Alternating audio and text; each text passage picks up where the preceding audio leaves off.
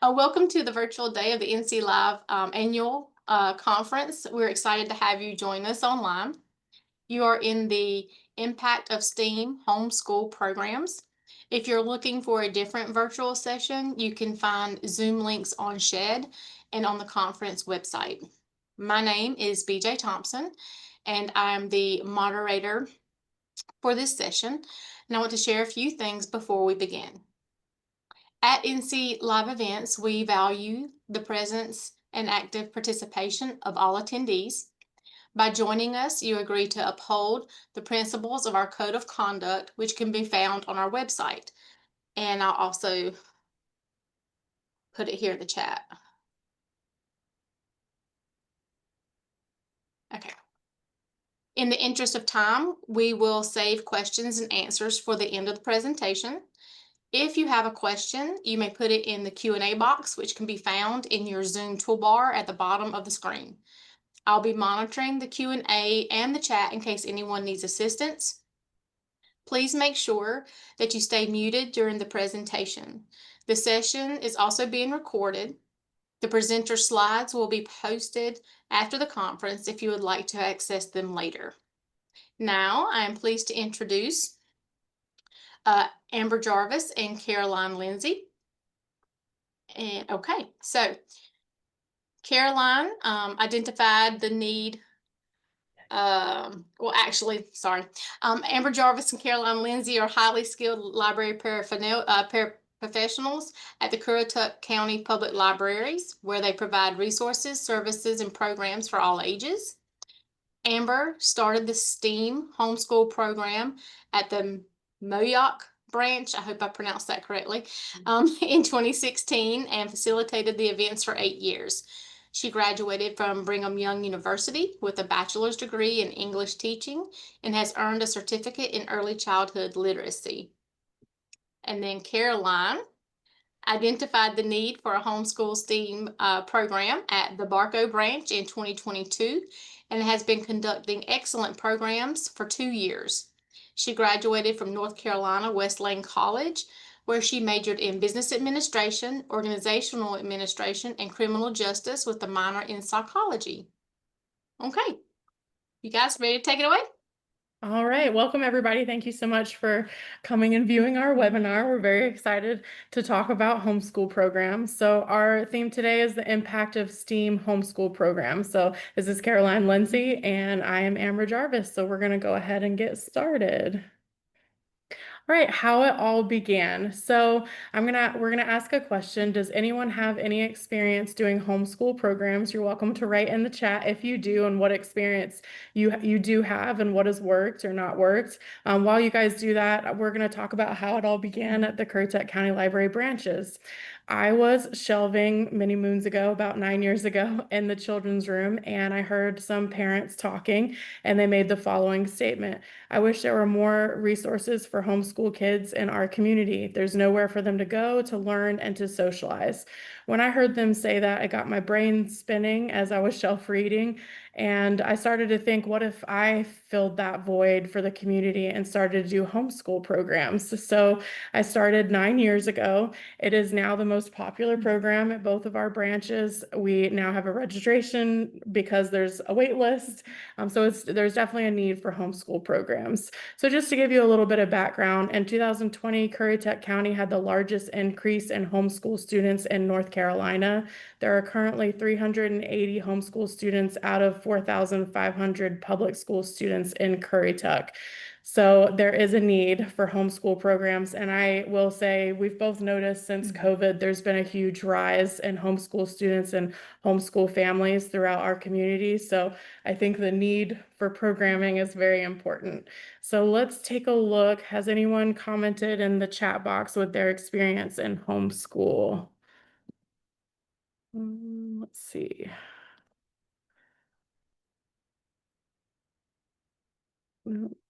Would you like me to read it to you? Yes, please. Sorry. Okay, so we have Philip who says we run a monthly homeschool and after school STEM program.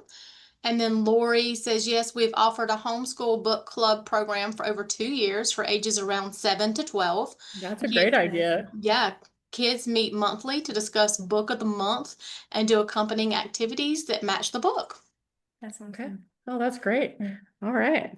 Thank you guys for writing comments in the chat box. So we'll go ahead. All right, so let's begin with the basics. So what is STEAM? STEAM education is an educational approach to learning that uses science, technology, engineering, art, and mathematics with hands-on experiences and experiments. So I try to incorporate different elements of STEAM in each program. So we might do an art program that involves mathematics or a science program that involves technology. So making sure that you have these components, pieces of these components in all of your programs is important. Caroline does a great job of that as well in her homeschool programs. So that is what STEAM is. So now we're going to talk about an outline of a homeschool program. So this is the outline I began to use and have tweaked over the years. Approximately, the program is about an hour long. That's when you start to lose the kids' attention. So the first thing you're going to want to do is introduce the topic. So what is the topic? So this is where you want to answer the who, what, when, and why questions. It could be an animal, a movement, a person, or an art form. So how does this subject matter affect the world that we live in? Why is this important? Homeschool kids want to know that. Next, we'll do 3 STEAM activities. So this is a hands-on activity, typically about 10 to 15 minutes long, that promotes STEAM learning in some way. And then you're going to talk about and provide further information on that topic. So, and I usually include the concept that I would like for them to learn in the next STEAM activity so they know why we're talking about what we're talking about. Typically, we've noticed there's about enough time in a homeschool program for 3 activities, and then you'll have a backup activity. This is something I include because sometimes homeschoolers race through an activity faster than I thought they would. Sometimes they take a little bit longer, so I always have a backup activity just in case. So this activity is something simple, and it's only used if there's leftover time. Homeschoolers love to check out books, and we love that they love to check out books. So I always have books on display with that subject matter. They do love juvenile nonfiction, and that's an area I feel like doesn't circ enough in the library. So we always try to include that as well. For materials needed, you'll just list that there, what you think you'll need for the program, and then you'll note the budget for that program. So here's an example. All right, here's a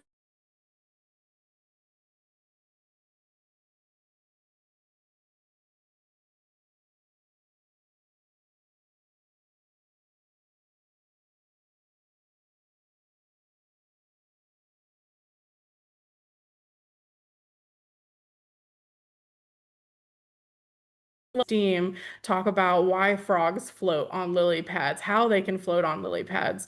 What would be the bonus to being able to float on a lily pad? Is it easier to catch insects? For the next STEAM activity, they colored a life cycle, and then I had a local biologist who was a patron and a teacher talk about the life cycle of a frog. For that 4th activity, I also had the biologist talk about the anatomy of a frog. So that's where we had a coloring page and they colored in different body parts as we went over it. For the 3rd activity, I had the kids eat bugs like a frog using a party popper, and I just put pretend flies on the table, and I talked to them about how fast a frog can eat an insect with its tongue, and I challenged them, do you think you can do that? And of course, the kids were like, yeah, we can do it even better. So then they all started using their potty poppers on the table to catch flies, and it was a lot of fun, but they still learned something using those STEAM components. So I just listed here the materials that were needed for the program, and then materials I had on hand, so things I didn't need to purchase. And additionally, at the bottom, if you are brave enough, you are welcome to do a frog dissection and purchase a kit. There's a lot of different kits online, but I just put an example in here for you. I personally am too squeamish to do this, but another great resource at anyone's hand. So once I got used to doing homeschool programs and I steered away from doing the outlines, I started doing presentations once I knew the general outline of what I wanted to do. So in STEAM, art is an important component. So we did a program on Dale Chihuly. We talked about his different sculptures, and then the kids created a sculpture using clay and straws. We talked about a certain series of bowls he created called the matcha bowl, and the kids created one using coffee filters and color dye. So that was a lot of fun as well.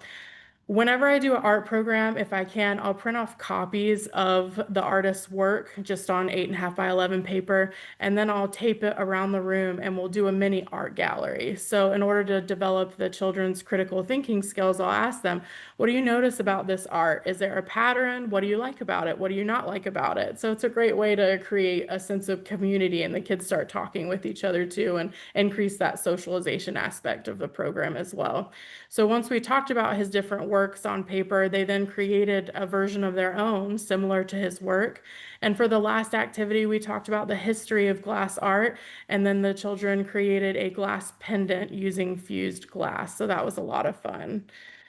All right, another program that we did. So this would be a great science component. I love finding kits on Amazon. This is a magnetic science kit that was only $25. What's great about these kits is they already come with experiments that explain the science because I am not a scientist, I will say. So this helps me with be able to do these programs and offer something unique to the homeschool community. So once we did a variety of magnetic experiments, we then built magnetic sculptures at the end of that, which included that art component with the science component. This next one is a art of quilling program. So we talked about what quilling is. We highlighted different quilling artists. And then I talked to the kids about the different quilling tools that they would use. Again, quilling can be purchased on Amazon very cheaply. Once they learned how to create the basic shapes, we did this program in April. So they created an Easter egg, a bunny, and then I had the kids create a quilled masterpiece of their own at the end of that. I will say and advise to anyone who's teaching homeschool programs, it's always a great idea to include examples of different things they could create. Some kids are so imaginative, they just get started right away and they know exactly what they want to do. Some need a little bit more help. So it's always a great idea to have a variety of examples of this is what you could create if you wanted to. So that was another example of an art program. And what was great was that we ended up doing an adult quilling program and used those same tools. So it's always a fun idea to recycle at the library when you can. All right, so here's an example of engineering and STEAM. So we talked about catapults, the history of catapults and how they were used. The kids then created their own catapult and their own fort. We talked about kinetic versus potential energy, so getting that science component in there again as well. And then once they created their catapult, I had them test it out several times. And then to further develop those critical thinking skills, I asked them to make adjustments to their catapult based off their observations. You know, what was going wrong with it, what was going well with it. And then at the end of that, they were challenged to knock someone else's fort down as fast as possible. And this was done in October, so we used candy pumpkins as our ammo for it. So it was a lot of fun. And then Miss Caroline's going to talk about some of her homeschool programs. Right. So this was actually one of my very first homeschool programs that I did. I based it on weather. So here in Eastern North Carolina, we are actually in one of the hurricane zones that happens during hurricane seasons. And so I thought, this is going to be a great topic. So I chose weather, and we talked about different types of weather and weather-related events like snow, fog, rain, also tornadoes, hurricanes, blizzards. And I kind of threw out a question, what's your favorite type of weather? And one of the kids actually kind of surprised me and told me hail. So I was like, that's interesting.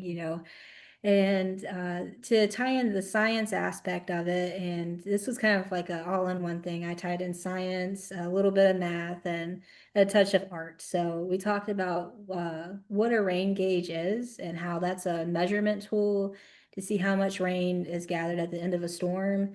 And we talked about why they are used. And so for the art aspect of it, I had them upcycle some water bottles and we were going to make our own rain gauges.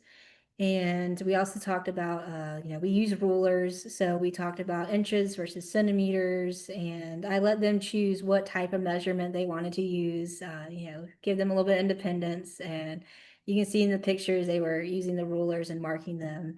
And kind of an alternative, an idea that you can do to kind of personalize it towards the area you're in. You can, if you get a lot of snow, you can do a snow measuring tool, or even, if you have a tornado, you can make like something to measure how much the wind speed and things like that.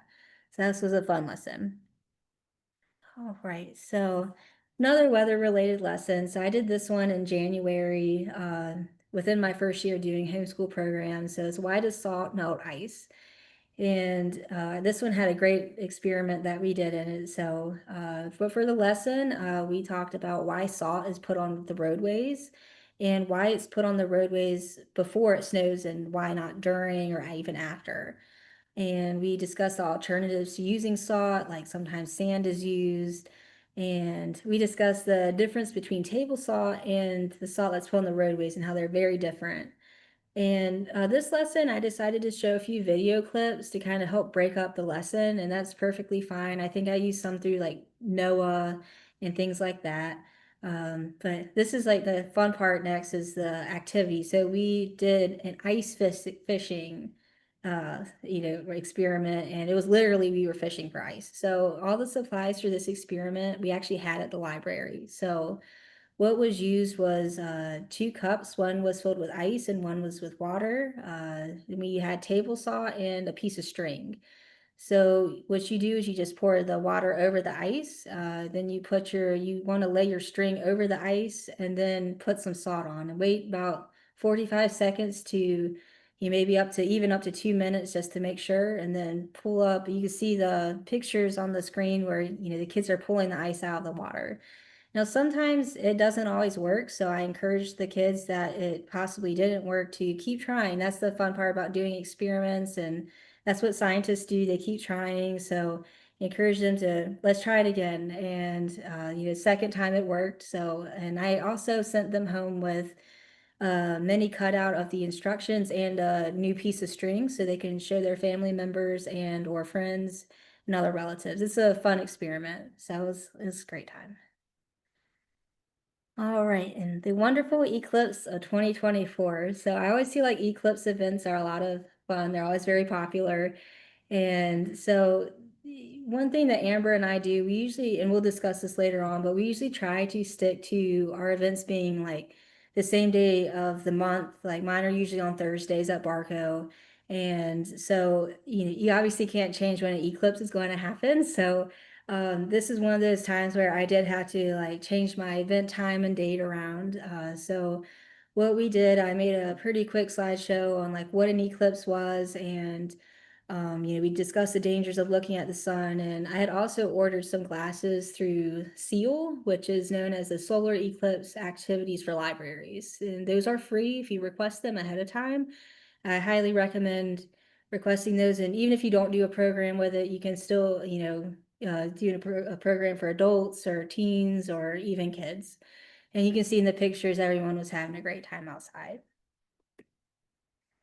Okay, so this is one of my other favorites. So Amber actually encouraged me with this program when I was first getting started. It's called Animal Helpers. So our guest speaker was Animal Services and Control, and the goal was to learn about the animal shelter and animal control and the importance of their jobs in the community. So this program that I did, Amber and I both did similar but a little different programs. So mine was more of a presentation. I wanted them to learn a lot about that, and I encouraged them to ask questions. Like I asked, what's the strangest animal you ever have taken in or been brought into the animal shelter? They had a lot of guinea pigs at the time, which was kind of surprising to me. I don't really think about that. They also had some bunny rabbits. Yeah, I usually think of like cats and dogs, but that's pretty cool. We also have some farm animals in our community, so I was kind of surprised that they hadn't had some calls about goats. So that was pretty interesting. And one of the other questions I encouraged was, can you volunteer at the shelter? And if so, what is the process? And so it's to kind of show the kids that, you can give back. And we both did this program in November. So we felt like you can, encourage about giving back. So One thing that Amber did for her program was that she actually had the kids, she tied in the art aspect of STEAM for her program, and she had them create toys for the animals, which is a great idea. And we both encouraged donations to be brought in for the program. This was the picture from my program at Barco that year. The donations are behind the kids, but they were very proud of, being able to say that they, had a pretty decent size donation to give, especially around Thanksgiving is the time of giving back. So, and most shelters usually in the communities have wish list of what they could use. So, and at Barca, we put the list out for the other patrons as well. So if you want to encourage people to donate as well, that's pretty neat as too. All right. Well, how do you get started? So our normal age group is 6 to 11. So essentially it's kindergarten through fifth grade. And we, let's see, frequency, we usually meet about once a month. And we always meet at 2 p.m. And we put out like a survey, like what day and what time, is works for people.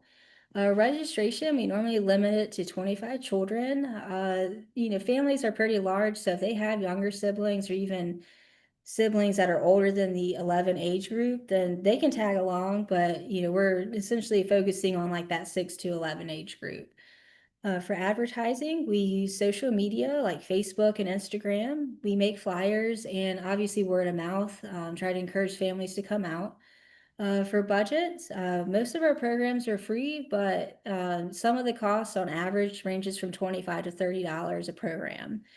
A lot of my programs, I usually try to find like local things and local people to come out, and but it's a great time. So, all right.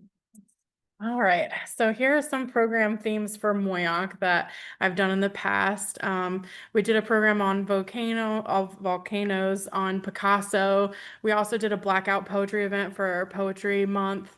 I've done cultural and diverse programs such as Lunar New Year. That was a lot of fun. I've also done Native American Heritage Month programs. I've done a program on the Tuskegee Airmen. We have also done a mini art exhibit. And one of my favorites that we've done is the Living Museum program. So for that, kids came dressed up as someone from history that mattered to them. And then they gave a short presentation on that person and why that person was important and what they accomplished in their life. So that was a lot of fun. And then they brought their grandparents, their siblings, their parents to come and see them perform. So that was a lot of fun, a lot of work, but a lot of fun. We've also done a science fair program. I know some libraries do book swaps for homeschool families with textbooks and things like that. So a large variety of programs have been done. And then next we're going to hear from Miss Caroline about some programs in Barco. Okay, so I know we discussed our weather program and things like that, but one of my popular programs at Barco is the fire prevention and safety. I have the fire department come out, and we have some cool pictures to show in a few slides from now, but and so that's a good one. Our NEST program. So for those not aware, that stands for Network for Endangered Sea Turtles. That's a great program too. And we'll discuss the local airport one. So we have a really unique airport. That's actually a county department. It's not like, JFK Airport or Chicago O'Hare. It's some really neat little county department. Amber and I have both done the owl pellet dissection program. That's a lot of fun. That one, an educator comes in for that one. Our turkey windsock program, we did this past November. A local artist came in, and that was a lot of fun. We've done eclipse programs, the SPCA ones, the worm programs are fun. That one's a good way to tie in math and science for that. And we have a lot of great programs as well. Let's see. All right, so here are some partnerships that we've done for homeschool. So on the left, you'll see 3D printing. I had a friend of mine who does that as a side business, and he was willing to donate a variety of materials that were 3D printed. It was animals for the kids to color and paint, which was a lot of fun. But he also taught them about 3D printing and the science behind that. We've had Habitat for Humanity come out. Check your local astronomer groups or your local beekeeping books We had a beekeepers, sorry. We had a local museum come out as well. Waste management is a lot of fun. They'll bring a dump truck and they also bring a lot of swag. So the kids had cups and bracelets they got to keep, and they were so excited to climb in the dump truck. So that was a lot of fun too. Parks and then nonprofit organizations in general. So when I first got started, I reached out to as many nonprofit organizations as I could to see who we could get to come in the community. And then Caroline's got a great list as well. I had mentioned Nest before. That's the sea turtle organization. They usually bring some really big sea turtle shells, and the kids like, touching those, and they talk about the barnacles that grow on their shells as well. You can ask county departments to come out. Like I had mentioned, we have a local airport. They're really awesome. They bring out some swag, and try to encourage people to learn about some of the things that are local as well. Like, why do we have an airport? Like, that's so cool. Some master gardeners, they're the ones that did our worm program at Barco. They also talked about composting and how worms play in a factor in that. We can also ask the fire department to come out, police officers, game wardens, and different wildlife education specialists and local artists as well. All right, so here are some pictures for some of the Moyoc homeschool programs that we've done. We did a dinosaur program. I reached out to a local fossil museum and they sent me some fossils that I hid in the sand for the kids to classify. We also put together, that is a life-size footprint of a dinosaur. It was a puzzle they had to put together. They had a lot of fun with. That 3D printing program that I had talked about earlier is in that left-hand corner. There's a beekeeping program. There's some of the Dale Chihuly sculpture masterpieces that the kids created. We did a mini art exhibit where I just took a bunch of leftover art supplies that I had, and then I displayed them in the library, advertising for homeschool programs. So again, another great way to advertise that we're doing those and to get more people involved. We also did a hex bugs program. You can purchase those on Amazon, where they had to create a maze for their hex bugs. Heads up, they're super fast, but the kids had a really great time with that. And then we also did a marble maze program where, again, we talked about that, kinetic versus potential energy. And then Miss Caroline's going to talk about some Barco programs.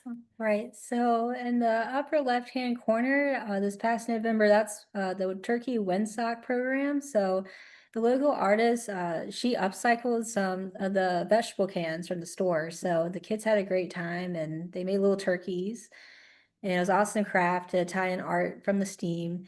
And so to the right of those, the kids were making piggy banks. So I had a representative from NC-DOT come out to talk about rail safety and railroads. We don't have a train station in North Carolina, or on our portion of North Carolina, but there is one not too far from us located in Virginia. But we do have railroad tracks that, cross through different portions of our county and in the surrounding counties. So they're making train piggy banks in that. That was an awesome organization that came out. In the right-hand corner, we recently did a financial literacy class, and a local bank came out and spoke, and their mascot is called Fat Cat. So the kids they were so excited to see Fat Cat come out. They were very excited to see him. On the lower left-hand side, you'll see that's the Nest organization. They're holding up the sea turtle shells, and they're really large. And they bring some swag as well. In the picture to the right of that, that's during the fire prevention homeschool program I did at Barco, and yes, that fire truck is hot pink. So that's one of the unique fire trucks we have in our area. It's for Breast Cancer Awareness Month. So it's pretty awesome that we have that in our area, and they're great. The firefighters are great sports about it. They let the kids climb all over and in the truck and everything. It's a great time. And to the right, we had a very unique program back in March. They had an occupational therapist come out, and it was an awesome program. It was a very active program. So she started out with doing a kids yoga portion, and then she read a really quick story. Then we went outside and did like a little thing there where they can run through. It's like a little obstacle course, and then they tied it up with just a little bit more outdoor yoga and a brief scavenger hunt. So it was just action packed, and it was a wonderful time. And the kids love to get outside as well. So it's always a good time during our homeschool programs. All right, back to you. All right. So I was the children's specialist for 8 years, then became the adult and teen specialist. And at that time, I noticed a lot of the kids who had originally started were aging out of the homeschool program. So I created a teen homeschool program. So I do once every other month instead of every month as we do the other one. It is at 2 p.m. again. This one's for ages 12 to 17. A variety of topics are covered. I typically only have enough time to do 2 STEAM activities because they are more complicated because they're for teens. Here are some photographs of some examples of some of the teen programs we've done. In the middle here, we had a local photographer reach out and he started a series of macro photography classes for the teens. That was very popular. Photography, I feel like, is very in right now. So that was a great program. We've also done one on clay artists, and then they created their own works of art using clay.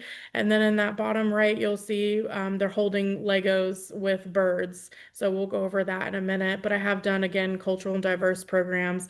We did a program on Hispanic artists for Hispanic American Heritage Month. So we will go ahead and go to the next slide. So this is a program we did on botany. So we talked about what botany is, what type of plants live in our area. We also covered trailblazers, people that have had an impact on this particular subject matter. We planted native seeds and then talked about their importance. So how many insects are attracted to a native plant versus a non-native plant, and why is that important? After that, we built a plant using Legos. This Lego kit, again, I purchased on Amazon. Legos are obviously more expensive, so you do have to keep that in mind. This kit was $40. But it came with a variety of plants. And what was great is that each plant that it came with for them to build came with information on that plant, scientific information. So again, bringing in that STEAM component. Here are a picture of some of the teens afterwards with their plants. It was so popular that they asked, like, can we do this again? Can we do Legos again? And I said, absolutely, we can do that again. Let me find the money in the budget. So then we did a program on birds. I'm a little bit of a bird nerd, so that was a lot of fun for me personally. So we talked about different bizarre birds that exist in the world. How do you identify a bird? How they help our environment, and how we can help them. So after that, they created a bird out of Legos again. So here are 2 different kits. So depending on how many kids you have and their ages, like sometimes I have some younger kids that are just turned 12 come. That's a good one, a good fit for the smaller birds in the bottom, more right-hand corner that you see there. They were a little easier to put together. For the older kids that want something a little more complicated, you'll want the birds to the left. And then after that, we created a bird feeder as well. So another great one that we did was on rocks and minerals. Again, another great kit from Amazon. This was only $25. It included rocks, fossils, and geodes. It did only come with 2 geodes, so I bought more geodes separately on Amazon. We talked about the different rock classifications and why it's important. We also talked about minerals, and I put a bunch of minerals on the table that you can see there with some charts and some more scientific information on the different types of minerals, and had them find and classify a list of minerals. We did something very similar with fossils. So again, they had to find and classify each fossil. So what time period was it from? What kind of animal was it? And then at the end of that, we cracked geodes open. I do recommend wrapping the geode in a sock because otherwise you don't want any kid to get blinded by, anything cracking open, and wear safety goggles. And that they had a really fun time opening the geodes and seeing all the different little crystals inside. We have also done an Asian artistry program. So this one I did during Asian American Heritage Month. So we talked about woodblock printing, the origin of it, the styles and time periods that it came out. We studied the works of very significant artists during that time period, and then they created their own woodblock print. Again, what's great about this is that we could use the leftovers and do an adult program on woodblock printing. So after that, they learned about ink wash painting, and we went over a specific Chinese artist and his style. And then after that, we created ink wash painting. So bringing in that art component for STEAM. I created this homeschool resource packet back in 2018, 2019. It could stand to be updated, but I wanted to share it with everyone in case you would like to create something similar for your library. So there's a list of books that cover homeschool topics listed there, any online book resources we offer at our library, also recommendations for how to find state qualifications, what are the requirements to homeschool, why is it important, any sort of web resources. So again, just another additional component we can add to that. And then for our last slide, we also have this QR code that has a link to all of the resources. You guys are welcome to download any of the resources listed on there. We've got examples of homeschool programs, some presentations, the outline, that homeschool packet. So anything you might need to get started. And then we also included our emails. You're welcome to email either one of us. If you have any questions, we'll be happy to answer any questions that you have. And with that, moderator, do we have any questions in the chat box? We do not yet. Does anyone have any questions? Okay. Thank you. Oh, hold on. Well, yes, the slides will be available from today. Yeah. Okay, so thank you to Amber and Caroline for today's presentation, and thank you to the participants for joining in this session. There's the QR code, obviously, to their resources, but you can also see that collection via the link I'm adding there in the chat. Okay, so that folder of resources, again, will be available with these slides after the conference. Please refer to the schedule to see the Zoom information for our next round of presentations. And I'll also put that link in the chat. And thank you again for joining, and thank you definitely to the presenters. Thank you very much for having us. Thank you. Thank you. Everybody have a great day. Bye.